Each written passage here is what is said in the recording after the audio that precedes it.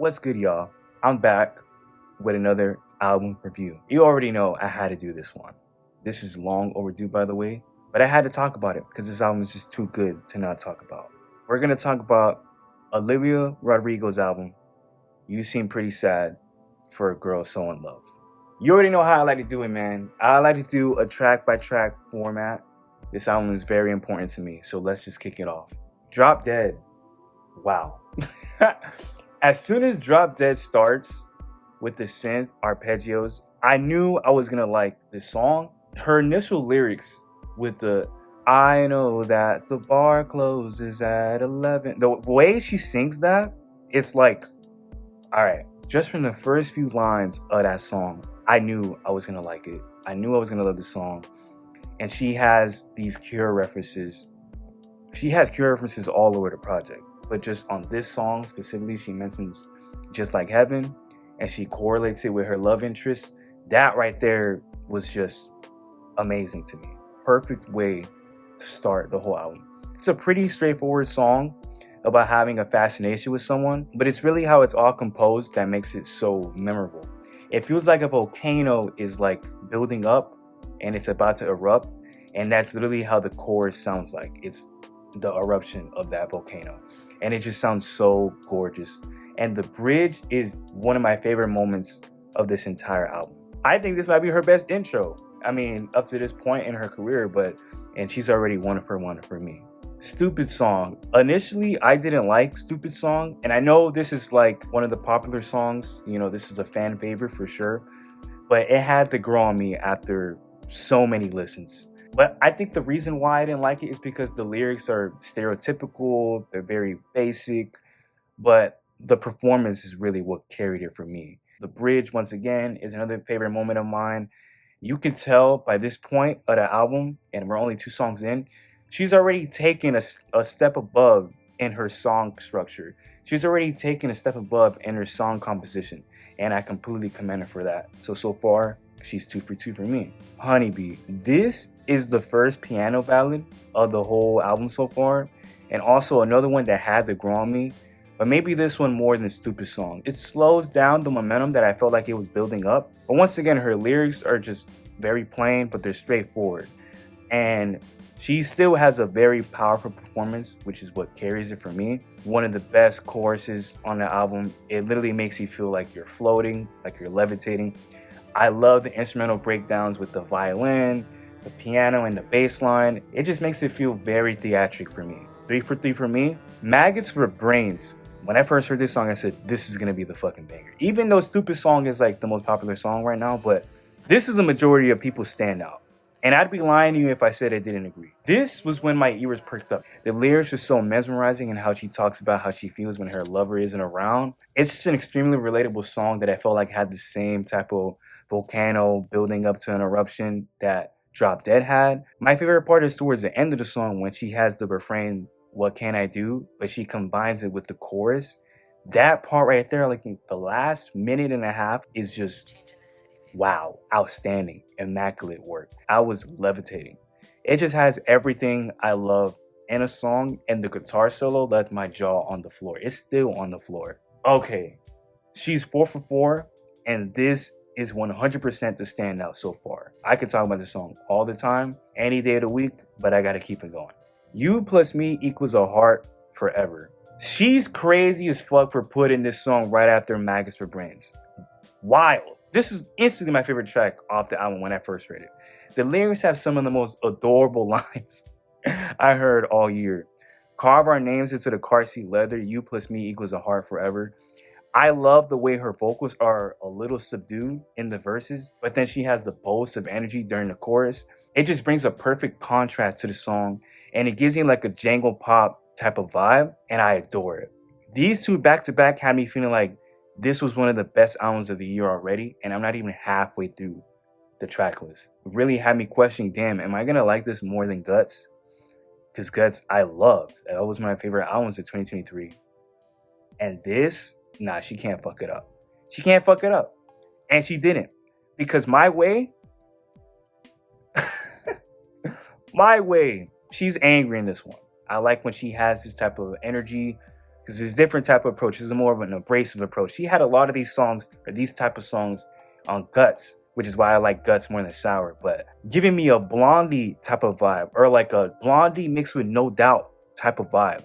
The synth lead on this was insane. And it's also the closest point to the album, like I said, that gave us a punkish vibe. It literally sounded like it should have been on Guts. Just her talking about another girl that is breaking a boundary in her current relationship. And she's just mad about that. This is going to sound amazing in a live show. You know what I'm saying? So I will be going to her concert when she comes down here to Miami. Yeah, we will be there. Purple. Seemingly another fan favorite, but truth be told, this is the first hiccup for me. It's my least favorite of the album by far. And it does have very cute lyrics, and I see the appeal, don't get me wrong, but it just didn't work for me. So whenever this comes on, depending on the mood I'm in, I always skip it. You know what I'm saying? It's not the best for me. The Cure. Wow. She already had a whole bunch of The Cure references, which if you don't know, The Cure is my favorite band of all time, which is kind of the reason why I think I love this album the way I do. But this lead single, I understand why it was a lead single. I didn't hear it until the project fully came out. But what the? Is this the best song of her discography? She already had a few references, like I said, to The Cure throughout the album up to this point. But her vocal inflection, specifically in the chorus, literally sounds like Robert Smith. Exactly like Robert Smith from The Cure. But before we even get into that, the way she's singing the verses, oh my gosh, she already at this point of her career is a master at singing in a very calm and sweet manner, but then erupting during the chorus. And people don't understand how hard that is to do. And I'm just gushing about this song and I haven't even said what it's about yet. And that's how great it is.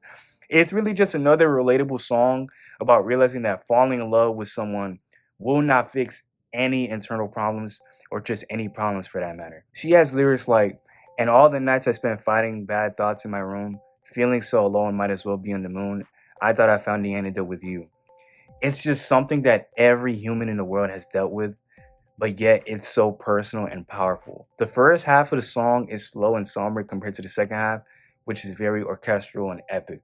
I think this is her best song of the album, arguably the best song of her career. Maybe I have to think about it more, but wow, it's just insane. Great work. Begged.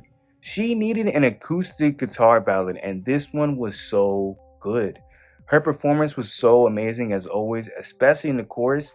It sounds like as if angels are singing in your ears, and I'm just obsessed with this entire project so far. What's Wrong with Me featuring Robert Smith. I think this track confirmed why I love this album so much. I was already noticing all the Cure references throughout this album and all the Robert Smith vocal inflections throughout the track list, but the fact that she actually got him on this project, it's just a beautiful duet about being lovesick and how much it has affected their lives.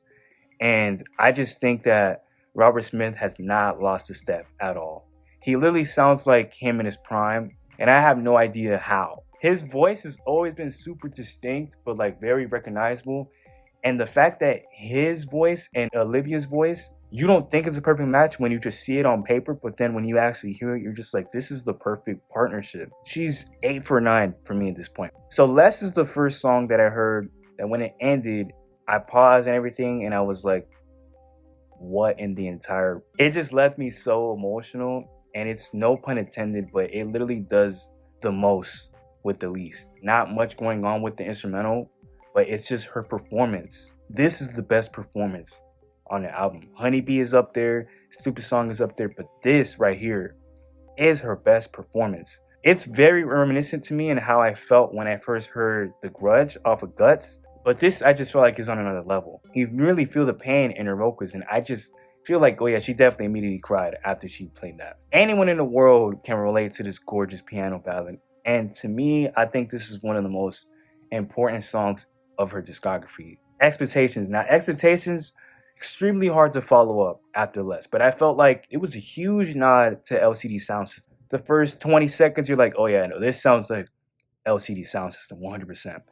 But I love that it's upbeat. I love that it's playful. I don't love it as much as the other songs though, but I understand its purpose. I understand why she had this, especially at the point that she had it. She really broke up the the flow. It definitely needed to be in this project because for the most part, this album, especially up to this point, was very melancholic, which is not a problem, but it kind of broke up and made it more lively and made it more abrasive, like how it did on My Way, you know? So I think this is perfectly placed. Incredible work. Cigarette Smoke. If this was an entire story, this would be the song that we'd be playing in the credits of the story. I adore it. She's giving us one last Cure reference on her send off. She is just so genuine with the lyrics all around, and it's just the perfect ending to an astonishing album. She's really a talented vocalist, and just to end it all off, I think one of the contenders for me for album of the year is this one and Super Bloom by Jessie Ware. Doing a video for this one, so I think I might give this one the nod, but I think this is her best work. And it's tough to say because I love Guts. Guts is like one of my favorite albums of the decade. And I think this was a more mature sound. She took it up on the next level. Her songwriting got better. She got more creative. She added Robert Smith in the mix. And he's my favorite songwriter ever. She's immensely talented. And to be honest, she's always been super vulnerable. But the biggest advancement for me was her song structures throughout the whole album. And her progression and the structure of these songs is also coexisting with her vocals, and the songwriting is just a flawless match. It's just a match made in heaven, the way that she handled this album. Like I said, this is a true contender for album of the year for me. And to be honest, I think out of all the pop girlies, she is front runner. We're not going to put her in the same combo as like Charlie or Lorde or Taylor Swift because they've been here for a decade plus, multiple years. And I'm not trying to put nobody down, but in the field of like Chappelle Roan, Olivia Dean, in the field of Addison Rae, in the field of Billie Eilish, I think she's ahead of all of them. I think she's the most talented vocalist, and I think she's 3 for 3 on her work. And she gets better and better with every project. She's only 23 years old. So the future is going to be consistently bright for her. She's getting all the praise, all the love, all the streams, rightfully so. And when the tour comes out, I will be there. So shout out Olivia Rodrigo. Keep stacking up the great work. You are an amazing and talented artist. That's all it for this review. My next video will be a movie review, Ken Park.